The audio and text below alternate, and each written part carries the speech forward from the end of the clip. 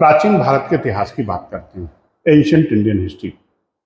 देखिए साहब, प्राचीन भारत का इतिहास मतलब कब से? कुछ लोग बोलते हैं वैदिक युग से, कुछ लोग बोलते हैं इंडस वैली से, ठीक है ना। क्या इंडस वैली के पहले कुछ नहीं था भारत में? 1921 तक तो यही माना जाता था कि वैदिक युग के पहले कुछ था ही नहीं हिंदुस्तान में। आर्यों ने सभ्यता की स्थापना की। वो तो संयोग से 1921 की बात है। पुरातत्व विभाग के कर्मचारी थे, आर्कियोलॉजिकल डिपार्टमेंट ऑफ इंडिया के एम्प्लॉय थे, सर राय बहादुर दयाराम साहनी। उन्होंने 1921 में हड़प्पन सिविलाइजेशन की खोज की और बताया कि इंडस वैली सिविलाइजेशन के पहले भी एक सभ्यता मौजूद थी और वो बड़ी आधुनिक थी, वो अर्बन थी, वो नगरी थी, वो व्यापार प्रधान सभ्यता थी, ठीक है ना, और ऑथेंटिक थी कुल मिलाकर के। उसका नाम दिया गया इंडस वैली सिविलाइजेशन, ओके, या हड़प्पन सिविलाइजेशन।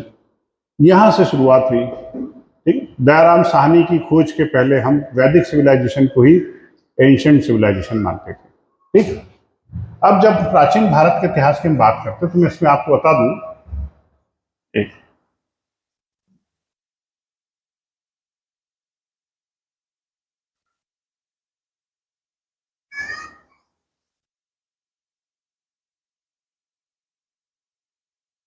मोटे तौर पर हिस्ट्री के 3 पार्ट माने जाते हैं, राइट।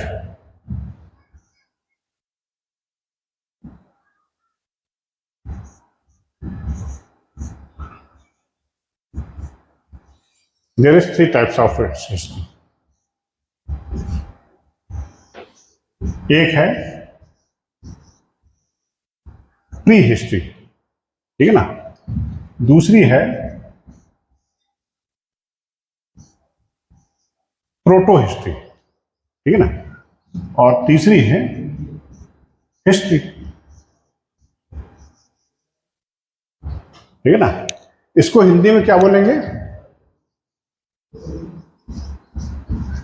प्रागैतिहास, ठीक है ना। अब ये प्री हिस्ट्री क्या होती है, ये जानने वाली बात है। प्रोटो को बोलेंगे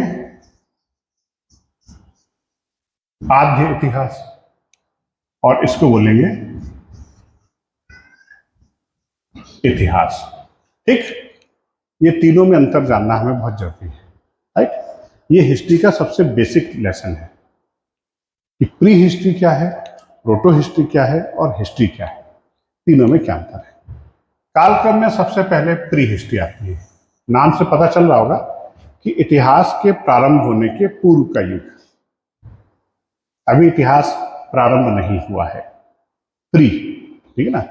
प्री हिस्ट्री मतलब इतिहास का वो युग, इतिहास का वो इनिशियल कालखंड, वो फेज जहां पर प्रागैतिहासिक मानव निवास करता था, गुफाओं में रहता था, केव में, भीमबेटका में है ना गुफाएं, इन गुफाओं में रहता था, गुफाओं में चित्रकारी करता था, शिकार करता था और कच्चा मांस खाता था। कहीं पर पका हुआ मांस खाने का भी एविडेंस मिलता है।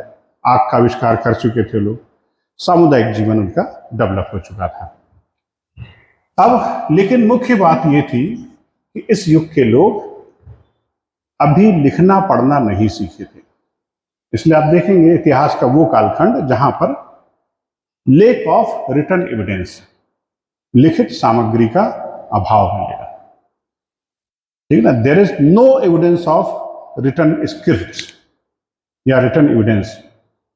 भीमबेटका की गुफाओं में आपको कुछ लिखा हुआ नहीं दिखेगा, बना हुआ दिखेगा, चित्र दिखेंगे आपको, सिंबल्स दिखेंगे, पेंटिंग्स दिखेंगी, मगर उसमें कुछ लिखा हुआ नहीं है,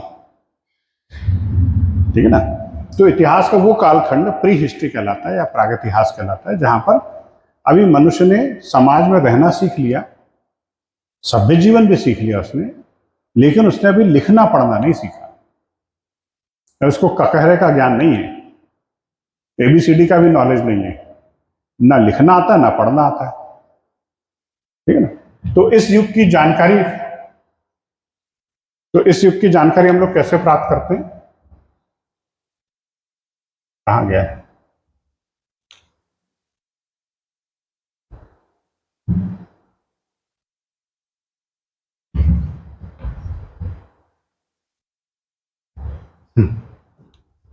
इस युग की जानकारी हम लोग कैसे प्राप्त करते हैं? ये लोग जो दीवारों पर जो चित्र बना कर ना, वॉल पेंटिंग्स, उनसे मिलती है हमें जानकारी, राइट। उसी के आधार पर हम अनुमान लगाते हैं।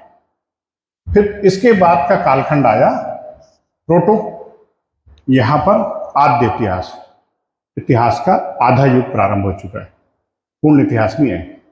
यहां पर मनुष्यों ने लिखना पढ़ना सीख लिया, वो एजुकेट हो गए, वो लिखना पढ़ना दोनों जानते थे, मगर उन्होंने क्या लिखा वो हम अभी तक डिकोड नहीं कर पाए, है ना। उन्होंने लिखा मगर हमारी समझ में नहीं आ रहा है वो क्या लिख करके गए हैं, है ना। जैसे इंडस वैली की जो स्क्रिप्ट है, आप देखेंगे इंडस वैली की जो स्क्रिप्ट है उसको बूस्ट्रोफेदन कहते हैं। उसमें एक लाइन सीधी मिलेगी आपको, एक लाइन उल्टी, एक लाइन सीधी, एक लाइन उल्टी, एक लाइन सीधी। जैसे हम लोग दाएं से बाएं लिखते हैं, उर्दू बाएं से दाएं लिखी जाती है, इंडस वैली दाएं से बाएं, फिर बाएं से दाएं, right to left, left to right, right to left, left to right, right to left, ऐसे लिखते हैं। और उसमें भी उन्होंने शब्द नहीं है, उसमें वर्ड्स नहीं है, पिक्चर्स हैं, सिंबल्स हैं। This is a pictorial script, इसको चित्रमय लिपि कहते हैं, ठीक है ना। मतलब इंडस वैली की जो चित्रमय लिपि थी, ये लोग लिख के गए बहुत सारा। हड़प्पा में ऐसे बहुत सारे टैप्स मिले, मिट्टी के कॉइन्स मिले हैं जिन पर काफी कुछ लिखा हुआ है, मगर क्या लिखा है हम अभी तक उसको फाइंड आउट नहीं कर पाए। आप लिखें खुदा वाचे, माया सभ्यता के लोग भी बहुत कुछ लिख करके गए हैं, लेकिन उसको हम डिकोड नहीं कर पा रहे, उसको हम पढ़ नहीं पा रहे हैं। तो इतिहास का वो कालखंड जहां पर मनुष्य ने लिखना पढ़ना सीख लिया, मगर उसके लिखे पढ़े को हम अभी तक वाच नहीं पा रहे हैं, उसको अभी तक हम समझ नहीं पा रहे कि वो क्या लिख करके गए हैं, ठीक है ना। इंडस स्क्रिप्ट बहुत सारे पढ़े हुए अभिलेख पाकिस्तान के संग्रहालयों में भी हैं, भारत के संग्रहालयों में भी हैं, भारी मात्रा में हड़प्पन कॉइन्स हैं, टैप्स हैं, मिट्टी के पट्टे हैं जिन पर लिखा हुआ है, उसको हम फाइंड आउट नहीं कर पाए। कोशिश चल रही लगातार।